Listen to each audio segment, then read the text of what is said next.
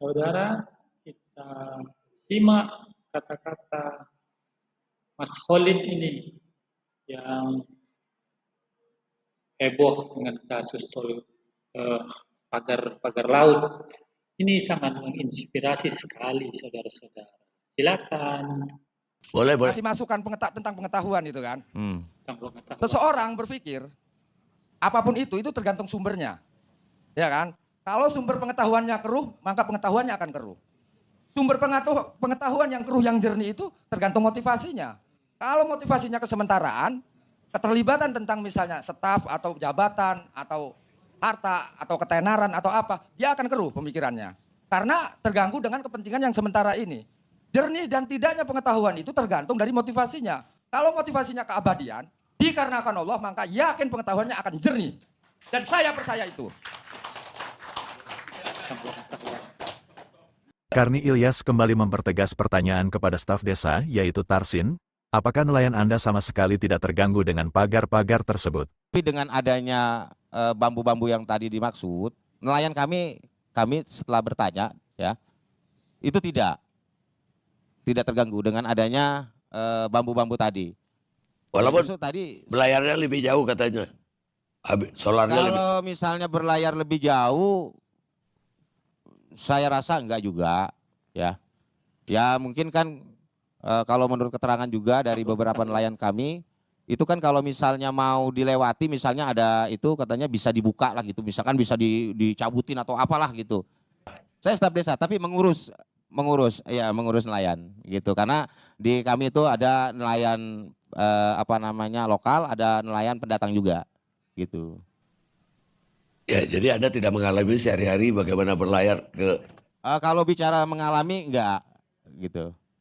Tapi saya juga berdasarkan informasi yang diterima dari rekan-rekan nelayan di lapangan. Mungkin begitu, Kak. Setelah mendengarkan keterangan Tarsin, Kang Khalid pun lagi-lagi memberikan sindiran yang sangat keras. Dan di momen inilah yang membuat Tarsin terlihat gelisah terdiam tak bergeming. Saya pikir kalau misalnya tanya di staf desa ataupun misalnya desa, kelurahan, pasti yang kalau di wilayah Tangerang ini tidak akan pernah jernih. Dia tidak akan pernah menginformasikan dengan realitas yang nyata. Gitu kan. Kan ukuran manusia itu diukur ketika dia berpikir harus sesuai dengan kenyataan. Jangan katanya, kalau ini kan sebenarnya apa masih katanya, gitu kan. Nah, normal tidak normalnya seseorang itu diukur dari kenyataan yang ia bicarakan. Kalau yang dikatakan itu tidak sesuai dengan kenyataan, berarti ya saya bilang minha. Minha itu setengah dari 100. Enggak 100. Berarti ada sesuatu yang cacat dalam berpikir. Gitu kan. Jangan-jangan artinya gini, bagaimana ini proyek yang sedang berlanjut, misal ada penggusuran, ada pemagaran laut, ada penimbunan sungai gitu kan. Tanya sama lurah misalnya. Dia enggak pernah dirugikan, semua lurah kayak lurah Moncong, lurah Keronjo gitu kan. Termasuk yang di Kohot, yang lainnya. Bicara dan bikin konten, bikin TikTok ataupun apa. Itu dia merasa tidak terganggu dan ini sangat menguntungkan gitu. Ya wajar karena ada keuntungan dari transaksi tanah itu. Bahkan lurah pun pada jadi calo di situ. Kira-kira secara hukum bener apa enggak ketika lurah jadi calo, gitu kan? Kira-kira ini mah. Yo hadirin yang ada di sini, kira-kira lurah jadi calo tanah halal apa enggak gitu aja. Nah, sudah dengar kan apa yang disampaikan oleh Mang Khalid tadi? Seorang itu berpikir itu tergantung dari inputnya. Kalau kotor inputnya, kotor juga pikirannya.